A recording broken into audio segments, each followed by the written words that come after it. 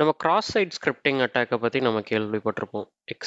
Excess அட்டாக்னு. இப்போ user வந்து இன்புட்டில் ஒரு malicious code either JavaScript கோடோ இல்லை வந்து ஒரு HTML கோடோ கொடுத்து அதை வந்து ப்ரௌசர் ரெண்டர் பண்ணி அதர் யூசர்ஸ்க்கு அந்த வெப்பேஜ் அஃபெக்ட் ஆனால் அது கிராஸ் சைட் ஸ்கிரிப்டிங்கிற மாதிரி அட்டாக்ன்ற மாதிரி நம்ம சொல்லுவோம். அப்போ இது எப்படி நம்ம ப்ரிவென்ட் பண்ணலான்னா, அந்த யூசர் என்டர் பண்ணுற இன்புட்டை இந்த பேக் அண்ட் லாஜிக்கோ இல்லை இந்த சர்வரோ வந்து வேலிடேட் பண்ணி இல்லை சானிடைஸ் பண்ணி அதை ப்ரௌசரில் ரெண்டர் பண்ண விடாமல் நம்ம தடுக்கணும். ஃபார் எக்ஸாம்பிள் நம்ம இப்போ ஒரு பிளாக் சைட் வச்சுருப்போம்னு வச்சுப்போம். அதில் வந்து பிளாக் டேட்டா, அதாவது இந்த பிளாகை வந்து யூசர் ஆட் பண்ணுறதுக்கு ஒரு இன்புட் ஃபீல்டு இருக்குது. அந்த இன்புட் ஃபீல்டில் ஒரு HTML கோடை போடுறாங்கன்னா அந்த ப்ரௌசர் வந்து, அதாவது அந்த வெப்பேஜ் வந்து உடனே அதை வந்து ரெண்டர் பண்ணக்கூடாது.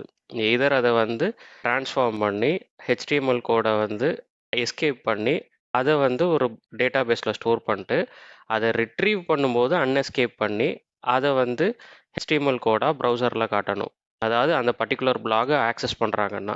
ஸோ இந்த மாதிரி ப்ராப்பராக சேஃபாக எப்படி ஹேண்டில் பண்ணுறது அப்படின்றது தான் இதை வந்து இந்த பைத்தன் கோடில் நம்ம பார்க்க போகிறோம். ஸோ இது வந்து ஒரு பேசிக்கான அண்டர்ஸ்டாண்டிங் ஏற்படுத்திருக்கிறதுக்காக தான் இந்த ஒரு கோடு நான் இங்கே எழுதியிருக்கேன்.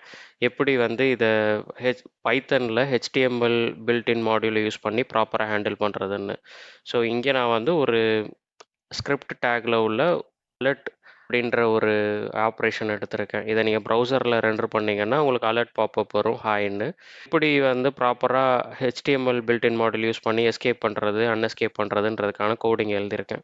இன்ஸ்டால் பண்ணுன்ற அவசியம் இல்லை.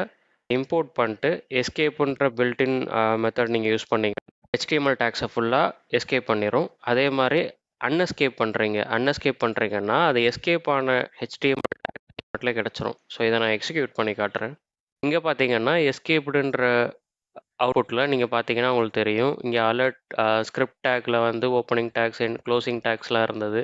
அதே மாதிரி அலர்ட்க்கு ஓப்பன் ப்ராக்கெட் க்ளோஸ் ப்ராக்கெட் கொட்டேஷன்லாம் இருந்தது. ஸோ அதெல்லாம் வந்து பார்த்தீங்கன்னா லெஸ் தென் சிம்பிளுக்கு ஆம்பர்சன் LT அது மாதிரி க்ளோயிங்க்கு வந்து GT இந்த மாதிரி ட்ரான்ஸ்ஃபார்ம் ஆயிடுச்சு, எஸ்கேப் ஆயிடுச்சு.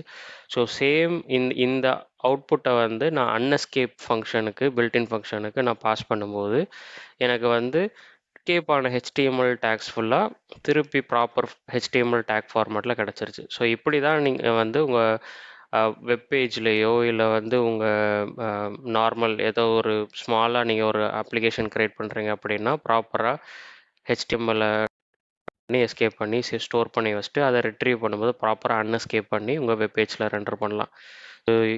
இது வந்து யூஸ்ஃபுல்லாக இருக்கும்னு நினைக்கிறேன். இந்த கண்டென்ட் புதுசாக இருந்துச்சுன்னா லைக் பண்ணுங்கள், சப்ஸ்கிரைப் பண்ணுங்கள். தேங்க்ஸ் ஃபார் வாட்சிங்.